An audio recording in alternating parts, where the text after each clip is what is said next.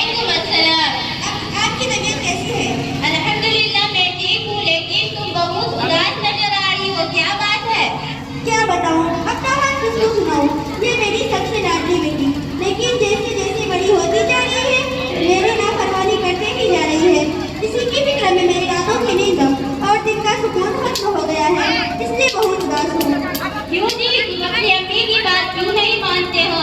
کیا تم نہیں جانتے ہو کہ ماں کے قدموں کے نیچے جنت ہے؟ کیا تمہیں معلوم نہیں ہے کہ جو انسان ماں باپ کی نافرمانی کرتے ہیں اللہ تعالیٰ اس سے سخت نفرت کرتے ہیں اور اسے جنت کے بجائے جہنم میں داخل کرتے ہیں؟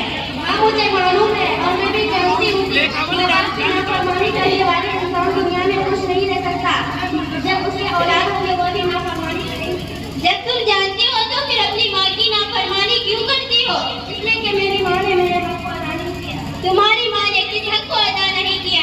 اس نے تمہیں 9 ماہ تک مصیبتوں کے ساتھ اپنے پیٹ میں رکھا، پھر انتہائی مشقتوں کے ساتھ اور تجھے جنم دیا، پھر تیری ماں نے تجھے دودھ پلایا اور تم کہتے ہو کہ اس نے میرے حق ادا نہیں کیا؟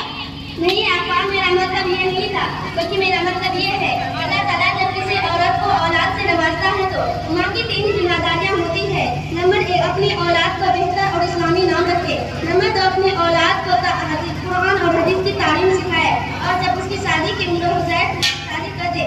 لیکن میں جب پیدا ہوئی تو میرا نام اسلامی نام کے بجائے میرا نام چنی رکھ دیا، اور جب میں بڑی ہوئی تو میرا داخلہ مدرسہ کے بجائے اسکول میں کر دیا. اس لیے میں اس کی بات نہیں مانتی. میں مانتی ہوں کہ تیرے والدہ نے حقوق کی ادائیگی میں بھوری سے کام کیا ہے، لیکن اس کا مطلب یہ نہیں ہے کہ تم بھی اس کی حقوق کی ادائیگی میں خود ہی کرو. اگر ماں باپ غیر مسلم ہو تب بھی شریعت اسلامیہ میں ان کے ساتھ بہتر سلوک کرنے کا حکم ہے. ٹھیک ہے آپا، میں آپ کی بات پر عمل کروں گی اور آپ کی قاری صاحب، عمل کروں گی. قاری صاحب، لیکن آپ میری والدہ کو میرے نام اور تعلیم کی چائے بھجوائیے بھائی کیمرہ مین کے لیے.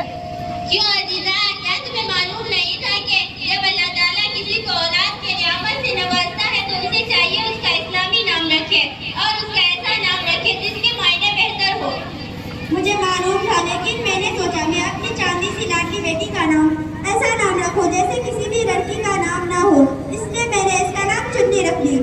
تمہیں شرم آنی چاہیے، تم ایک تعلیم یا لڑکی ہو، اس کے باوجود بھی تم اتنا غلط قدم اٹھایا.